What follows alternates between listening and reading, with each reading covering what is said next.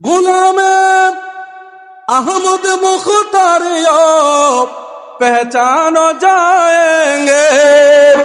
বলবেন না সুবহানাল্লাহ।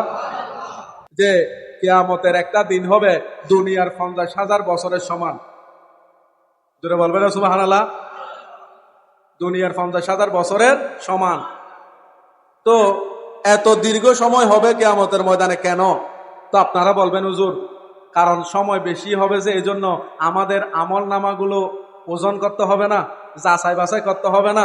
আচ্ছা বলুন, আল্লাহ আমাদের আমল নামাগুলো যাচাই বাছাই করার জন্য কি সময়ের দরকার আছে? আল্লাহ থেকে কি সময় লাগে?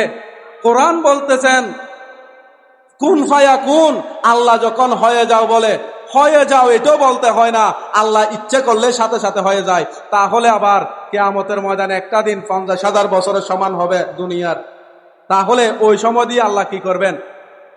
বলছে কিয়ামতের দীর্ঘ সময় বান্দার আমল নামা ওজন করার জন্য নয়, বলছে আল্লাহ দীর্ঘ সময় নিয়ে গোটা কুল কায়নাতকে রসুল পাকের সম্মান প্রকাশ করার জন্য।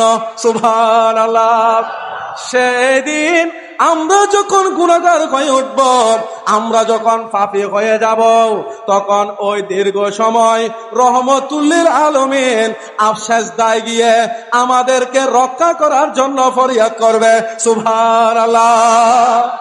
এই জন্য কিয়ামতের দিন যতই লম্বা হোক আমাদের কোনো ভয়ের কারণ নাই, কারণ ওই দীর্ঘ সময় রহমতুল্লিল আলামিন আমাদের গুনাহগুলো আল্লাহর দরবারে ক্ষমা চাইবে, আর ওই দীর্ঘ সময় স্বয়ং আল্লাহ রসুল পাকের সম্মান গাইবে। এই জন্য কিয়ামত কায়েম করা হবে। জুড়ে বলুন না সুবহানাল্লাহ। তাহলে যারা রসুলকে মহব্বত করে, আল্লাহকে ভয় করে, তাদের সম্মান আখিরাতের মধ্যে আছে না নাই? একজন শায়ের চমৎকার করে বলেছেন যে রসুল পাকের গোলাম ইমানদারদেরকে যদি প্রশ্ন করা হয়, ওগো ইমানদার গোলামে মুস্তাফা, তোমরা আখিরাতের মধ্যে কি করবে? দীর্ঘ সময় তোমরা কি করে কাটাবে?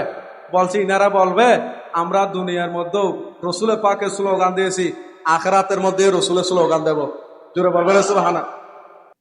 গুলামে আহমদ মুখতার পহচানো যায়েঙ্গে।